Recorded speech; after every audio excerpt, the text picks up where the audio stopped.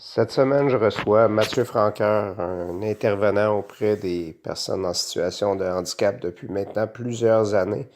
Également un militant de longue date, un grand ami. Vous allez voir à travers cette entrevue plusieurs informations de qualité, entre autres sur les façons dont sont traitées les personnes en situation de handicap. On va parler des perceptions, on va parler des programmes publics et également, naturellement, des droits des personnes en situation de handicap. Bonjour, aujourd'hui on reçoit Mathieu Franqueur qui est coordonnateur du mouvement FAS depuis maintenant 7 ans et aussi militant contre les différents types d'injustices qui sont faites, soit socialement ou politiquement, principalement dans nos communautés au Québec, mais aussi dans des situations un peu plus larges qui touchent l'ensemble du monde. Mathieu, j'avais l'intérêt de te rencontrer depuis déjà longtemps. On n'a pas eu l'occasion de parler énormément des enjeux qui touchent les personnes en situation de handicap. En introduction, j'aimerais ça peut-être comprendre un petit peu mieux ce que fait un organisme comme le mouvement FAS et ce qui est ni plus ni moins les tâches que tu as à l'intérieur de cet organisme-là.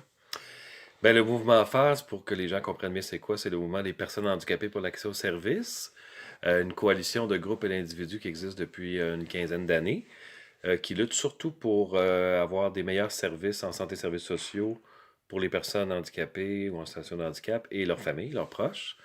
Donc, on travaille beaucoup sur les enjeux de soutien à domicile, soutien aux familles, réadaptation.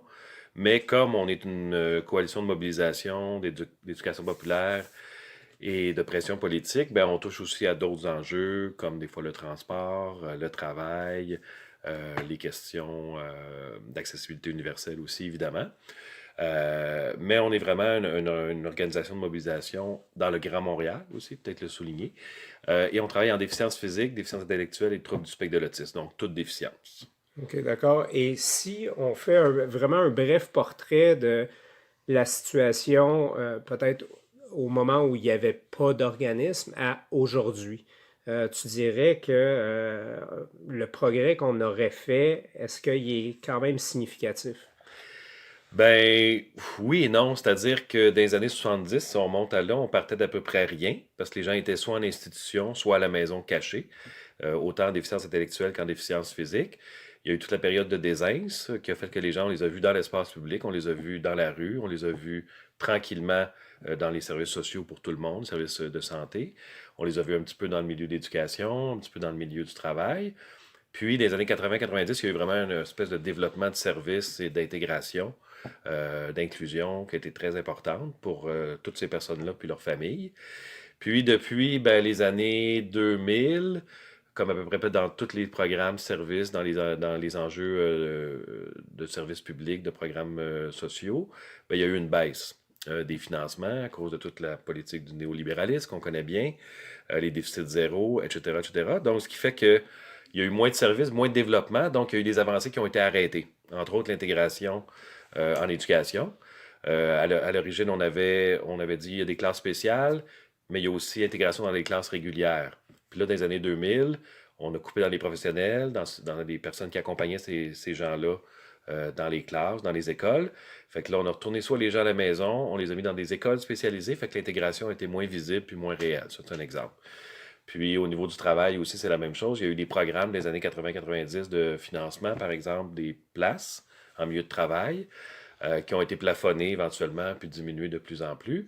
Et c'est un peu ça, nous, entre autres, au Mouvement Phase, avec d'autres groupes, d'autres organisations qu'on fait, c'est d'essayer que les programmes soient maintenus, soient développés aussi, parce que les besoins augmentent. Il y a de plus en plus de personnes qui ont toutes sortes de handicaps, entre autres au niveau de l'autisme, il y en a de plus en plus. Donc les besoins sont là, mais les réponses gouvernementales ou les réponses en termes de programmes et de services sont pas tout le temps là. Donc, on t'a ciblé clairement les années 2000 pour un virage majeur au niveau des services offerts aux personnes en situation de handicap, virage néolibéral qu'on connaît. 2000, on arrive avec le gouvernement de la CAQ. Est-ce que tu as eu l'impression que il y a eu un changement de discours avec l'élection du nouveau gouvernement, une oreille plus attentive? Ben, c'est sûr, c'est une analyse personnelle que je vais dire, là, même si ça a été documenté un peu, mais c'est sûr que je dirais que population précise, ce qu'on appelle aussi certaines clientèles ciblées là, au niveau politique, public cible ou en termes électoralistes, il y a eu des promesses pour certains groupes, comme les parents qui ont des enfants lourdement handicapés. On a vu qu'il y a eu des services, des programmes qui avaient été commencés un peu par les libéraux. On a beaucoup visé les proches aidants aussi, avec la ministre Blais qui est beaucoup là-dedans, donc de dire c'est important, il faut les aider. Fait que on cible certaines populations, certaines clientèles, entre guillemets, pour des raisons soit électorales, des raisons personnelles, des raisons émotives ou quoi que ce soit, mais il n'y a pas de politique générale tu sais, qui a été mise sur la table depuis un an et demi pour les personnes handicapées et les familles. Donc, on y va à la carte. Tu sais, autant le ministre Carman, le ministre Blais, la ministre McCann vont y aller selon la pression qui est plus forte ou selon si quelqu'un sort dans les médias puis il faut répondre aux besoins. Mais il n'y a pas de politique générale, ni en santé, ni au travail, ni en éducation, ni en accessibilité universelle, ni en transport non plus d'ailleurs. Donc, c'est moins l'approche, on coupe partout, y compris les personnes dites vulnérables, ce qui avait été reproché à Couillard beaucoup, entre autres. Mais il y a eu quelques réinvestissements, quelques nouveaux programmes, mais on est vraiment loin là, de rattraper ce qui a été coupé depuis plusieurs années et de développer vraiment des nouveaux programmes pour une meilleure intégration des personnes. D'accord, pour que les gens comprennent bien, peux-tu nous expliquer c'est quoi l'avantage ou l'importance qu'on devrait mettre à développer une politique plutôt que d'axer tout sur juste des programmes individuels? Ben, c'est parce qu'une politique, il en existe déjà une. Ben, c'est-à-dire qu'il y a une loi qui date des années 70, la loi pour l'exercice des droits des personnes handicapées. Il y a eu deux autres politiques qui s'appelaient une à part égale, une à part entière, où on dit là-dedans qu'on doit faire tout ce qui est possible pour répondre aux besoins des personnes handicapées et pour qu'il y ait une intégration complète dans la société, dans les différentes sphères de la société. Donc, ces politiques-là existent. Cette loi-là existe, elle a été révisée des années 90, mais elles ne sont pas contraignantes. Donc, c'est des souhaits, on souhaite que les différents ministères, différents organismes, publics, privés, milieux communautaires, appliquent ces politiques-là, où on dit là-dedans que tout doit être fait pour que les personnes soient le mieux incluses dans la société. Donc, on pourrait en faire une nouvelle, mais il faudrait qu'elle soit contraignante. Ça serait soit une loi, soit une politique, mais des programmes, ça répond à des besoins précis. Mais si on ne voit pas ça dans sa globalité, parce que quand on dit aux gens, il faut qu'il y ait du soutien à domicile pour que les gens puissent être levés le matin de leur lit, puissent avoir de l'aide pour, par exemple, faire leur lavage, faire leur repas, leur ménage, ben ça, c'est pour permettre d'aller travailler, soit étudier, soit faire autre chose. Mais c'est pas une fin en soi, c'est pas juste les lever puis leur faire à manger. C'est qu'ils puissent faire de quoi avec ça, qu'il y ait une vie, qu'il y ait une autonomie, bon, tout ça. Ce qu'on appelle la participation sociale dans le milieu. Fait que ça, si on n'a pas ces choses-là appliquées, on n'a rien. Là. Fait qu'il faut des services précis, mais il faut aussi une politique pour voir comment on peut faire que ces gens-là aient une vie le plus régulière possible, comme les autres. Puis là, on parle de droit, évidemment, là-dedans. Ici, évidemment, on pourra en parler plus tantôt. Mais il y a vraiment une volonté, oui, d'avoir une loi plus contraignante. C'est ce qui existe aux États-Unis depuis les années 80, ce qui existe en Ontario depuis à peu près une dizaine d'années. C'est que les écoles sont obligées d'accepter sur leur territoire les personnes handicapées, les enfants handicapés qui ont, puis il faut qu'ils trouvent les moyens pour les intégrer, selon leur capacité puis leur niveau, évidemment. Il y en a qui ne peuvent pas, ça dépend de l'handicap physique ou intellectuel. Puis c'est pareil pour l'accessibilité des bâtiments privés. C'est obligatoire dans certaines juridictions qu'il n'y a pas de non, non, ça prendra 10 ans, j'ai oublié, j'ai pas eu l'argent, il faut que tu le fasses. Fait que c'est des approches qui sont. Puis beaucoup de groupes actuellement disent qu'il faut vraiment qu'on soit rendu dans la contrainte parce que l'encouragement ou la bonne volonté de tout le monde, ça a marché à moitié avec les années. Puis on n'est pas revenu là-dessus depuis ces politiques, ces lois-là qui datent des années 2000. Là. Donc, si je comprends bien, c'est qu'on a essayé par une politique qu'on pourrait qualifier d'une politique morale où on fait appel au bon jugement des citoyens, puis là, il serait temps de prôner pour une politique normative Ouais. où les gens ont des restrictions pour pouvoir, à un moment donné, faire avancer la cause des personnes en situation d'handicap. Oui, ben c'est ça. C'est exactement ça. On a fait des politiques incitatives, on a mis de l'argent, mais ça pouvait fonctionner en partie si les programmes étaient financés à leur pleine capacité, comme c'était supposé être le cas après les années 90 et 2000. Mais comme on a en plus coupé là-dedans, déjà ce qui était comme un incitatif était diminué. Puis en plus, ben, la politique n'était pas contraignante. Donc on se retrouve avec c'est vraiment, c'est pas égal. C'est-à-dire qu'il y a des familles ou des personnes handicapées qui sont plus autonomes, qui sont plus fonceurs, qui vont réussir à aller chercher leurs droits, puis à aller chercher des choses auxquelles ils ont droit. Puis d'autres qui sont plus mal pris, qui ne savent pas, qui se font pas dire que ça existe, qui se font pas aider, ben, qui n'auront rien. Fait qu'il y a vraiment des gens qui s'en tirent mieux que d'autres.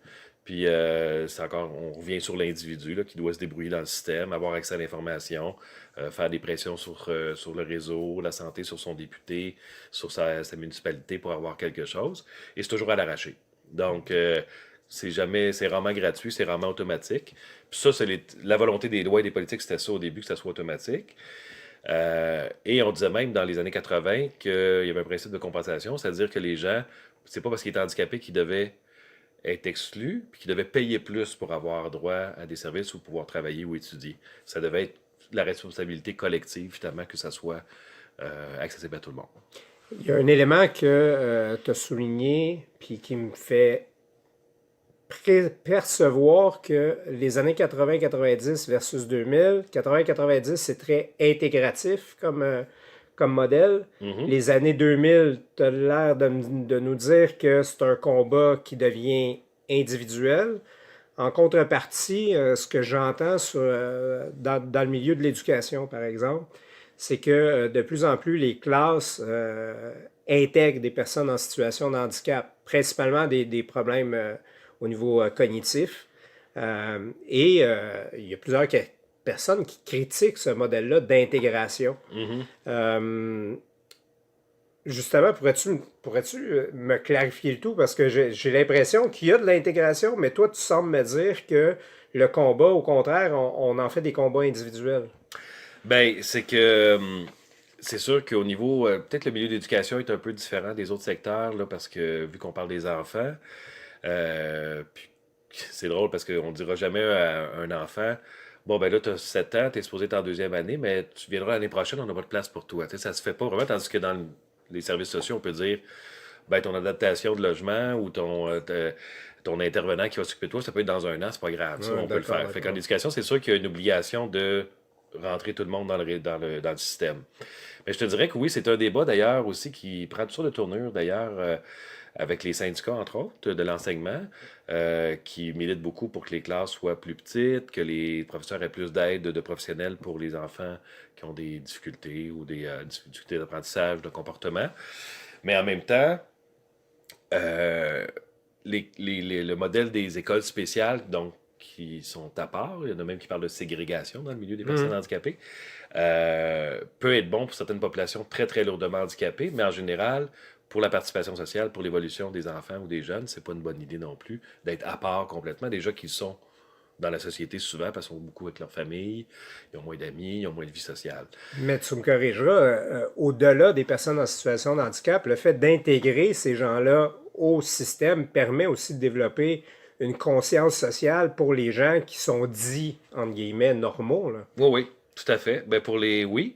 Ben c'est Donc, un, le bénéfice est dans les deux oui, sens. oui, puis c'est un des objectifs des politiques d'intégration, mais il y a aussi des intégrations sauvages qui se font des fois. C'est-à-dire qu'on met un enfant handicapé qui a soit un trouble du spectre de l'autisme, soit un problème de dyslexie important, puis là on le met dans une classe avec il est tout seul. L'enseignant est pas du tout outillé pour s'en occuper, fait que c'est pas mieux finalement. Il durera pas 3 mois, puis ça va être le drame, puis il voudra plus jamais retourner à l'école. Donc on n'est pas plus avancé.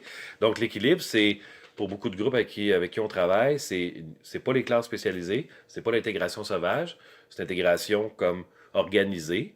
Puis c'est sûr que là, on rejoint les syndicats de profs qui disent qu'il faut des classes plus petites en général, pas juste pour les enfants handicapés, pour les enfants hyperactifs, pour les enfants avec des comportements, toutes sortes de problèmes de comportement.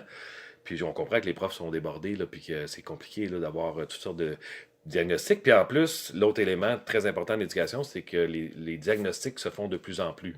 Il y a 20 ans, les troubles de déficit d'attention, l'hyperactivité, c'était plus ou moins diagnostiqué. C'était dans la classe, puis on disait, ouais, il est un peu intense, mais c'était pas diagnostiqué. Mais là, des enfants qui ont des cotes, là, parce qu'il y a des cotes du Mhm. ministère, il y en a, puis des fois, il y en a dans la classe, il peut y en avoir la moitié qui ont une cote de légère à plus lourde. Mais c'est sûr qu'il y a quelque chose qui a changé là-dessus aussi. Fait qu'il y a plus d'enfants qui sont diagnostiqués, donc identifiés comme ayant des besoins particuliers. De là, l'importance des professionnels qui interviennent dans les classes, qui suivent certains élèves en individuel. Mais c'est sûr qu'il y a tout une réflexion à faire, ben une réflexion, en tout cas, il y a toute une réorganisation à faire pour adapter l'école à tous ces enfants-là qui ont toutes sortes de diagnostics et non pas que ces enfants-là s'adaptent à l'école. Parce que l'idée, c'est d'être inclusif. On dit plus Mhm. inclusif qu'intégration maintenant, on dit plus inclusion. C'est quoi la différence? Pourquoi on a changé de vocabulaire? Ben, il y a un côté plus théorique, je te dirais. Il y a différentes tendances dans les milieux, entre autres académiques, là-dessus. Mais l'intégration, c'était, comment je pourrais dire, c'est d'avoir mettons, si on reste sur le modèle de l'école, là, d'avoir des élèves qui avaient une difficulté particulière, on les encadrait plus. Il était avec les autres, mais il était un peu identifié à part, puis il y avait un suivi particulier. Tandis que l'inclusion, c'est vraiment un peu ce que je te raconte.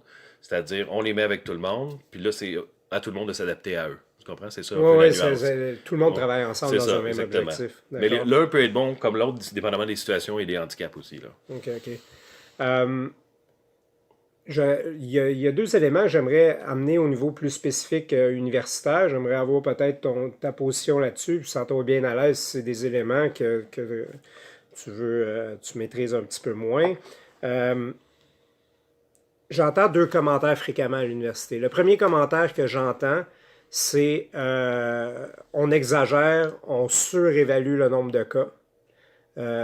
Puis les gens réussissent à contourner le système simplement pour avoir des privilèges. OK. Le deuxième commentaire que j'entends fréquemment, c'est pourquoi on donne des avantages à ces gens-là en situation de handicap. Quand ils vont arriver sur le marché du travail, ils n'auront pas ces avantages-là. Ils devront produire comme n'importe qui. Mhm. Donc, c'est pas vrai qu'ils ont la même valeur sur le marché du travail. Ouais. Tu réponds quoi à ça? Ben, je suis pas un spécialiste au niveau universitaire, mais c'est vrai que de plus en plus, on entend parler des mesures d'adaptation dans le milieu universitaire et collégial, là, parce qu'avant, bon, les gens qui avaient un handicap se rendaient moins dans les études supérieures. Maintenant, comme ben, la société change, puis on fait plus de place, puis aussi, il y a des gens qui ont des handicaps plus légers aussi. C'est sûr que à l'université, on va plus voir des gens qui ont des problèmes de dyslexie ou de ce genre de trucs-là, ou de concentration, ou bon, des handicaps physiques aussi au niveau de l'accessibilité des lieux et tout ça, évidemment. Mais je sais pas, c'est sûr que personnellement, je trouve ça le fun qu'on accueille le plus de monde possible dans tous les milieux, surtout un milieu comme le milieu de l'éducation, le milieu universitaire. C'est déjà un peu vu par bien des gens comme étant un milieu un peu fermé, élitiste. Si on peut ouvrir les portes de différentes façons, c'est bien. Puis, mais moi, les expériences que j'ai entendues, c'est à la fois des extrêmes. C'est le prof d'université qui dit ben moi, je suis pas formé, je suis pas payé pour m'occuper de gens qui sont pas assez adultes pour être là, tu sais, qui sont pas assez autonomes. Puis d'autres chargés de cours ou profs qui vont dire ben non, c'est tout à fait normal, puis je peux prendre le temps de faire ça, tu sais, parce que c'est dans mon travail, dans ma mission, puis dans mon mandat, tu sais. Fait que c'est vraiment toutes sortes. Puis je suis pas sûr que dans toute l'université, les directives sont claires tout le temps non plus. Je sais qu'il y a des bureaux d'accompagnement pour les étudiants handicapés qui existent depuis quelques années dans les institutions postsecondaires. Mais je suis pas sûr que tous les étudiants qui ont un handicap quelconque passent par là non plus, parce qu'il y en a qui sont là un cours par semaine, deux cours par semaine. Puis, je peux comprendre qu'un étudiant, quand il voit l'autre qui a plus de temps pour faire son examen parce qu'il y a un problème de concentration, ça j'ai vu ça, a le droit à avoir des appareils d'adaptation pour s'aider. Mais je pense qu'on se renvoie à la notion de compétitivité des universités. Si tu es jaloux que ton collègue il a plus de temps parce qu'il y a eu un diagnostic, puis toi tu penses que c'est pas vrai, ben là on tombe un peu aussi dans le cas par cas, dans le subjectif. Mais on Je- s'entend, là, c'est pas juste de la comparaison de collègues. Il y a des professeurs qui peuvent même soutenir cette Oui, oui, ben comme je disais au hypothèse-là. début, c'est ça, tu sais, que c'est pas dans leur mandat, puis qu'ils trouvent que c'est pas juste pour les autres. Oui, oui, tout à Ouais. fait. Cette espèce de Puis, justice-là qui se limite à l'idée d'égalité, là. oui, ben l'égalité par l'absurde un peu ou Ouais. par l'envers, tu sais, par le haut, là, et non pas par le bas, là. Mais non, je comprends ce que tu dis. Puis pour ton lien avec le milieu de travail, ben écoute, ça me fait rire un peu parce que les milieux de travail, normalement, devraient aussi s'adapter. Puis on pourra en parler tantôt, là, tu sais, à des gens qui ont toutes sortes de difficultés ou de différences. Mais c'est aussi que c'est pas parce que tu as fait ton diplôme puis t'as pas de handicap que tu vas être bon sur le marché du travail, ça n'a rien à voir non plus. Tu peux être meilleur même si tu as un handicap parce que tu comprends mieux les enjeux, tu es plus responsable, tu es plus à ton Plus affaire. sensible aussi. Oui, oui, tu Ouais. réponds aux demandes, tu sais, tandis que quelqu'un, même s'il a eu les meilleures notes, sans aide du tout pendant ses études universitaires, peut être complètement incapable de travailler dans un milieu de travail, là. Tu sais, c'est relatif, tout ça. En tout cas, je trouve ça drôle, là. Oh, ouais, effectivement, c'est assez comique de voir que on sort une espèce de théorie, comme si c'était une théorie de la vérité, qu'à Ouais, partir du moment où tu as un diplôme, tu es automatiquement quelqu'un d'ultra qualifié parce que tu as ouais, eu A ou A+. Tu sais. ouais, C'est ouais, cette espèce de facteur de scientificité-là ouais, derrière un acquis qui est purement coté. Là. ouais, ouais, tout à fait. Ouais. Non, non, puis puis il y a la question du diplôme, il y a la question de l'autonomie, la question de l'attitude, la question des intérêts. Puis le milieu de travail, c'est vaste. Il y a toutes sortes de milieux de travail différents. Il y en a qui sont plus anciens, d'autres plus modernes, d'autres plus hiérarchisés, d'autres moins. Tu sais, il y a toutes sortes de façons de travailler. C'est pas parce que tu as eu un modèle universitaire ou tu as eu un style dans ton diplôme universitaire que tu vas t'adapter à travailler dans n'importe quoi, là. Ceci conclut la première partie de notre entretien avec Mathieu Franqueur. Lors de notre deuxième partie, on va aborder le travail ainsi que les droits des personnes en situation de handicap. C'est un rendez-vous.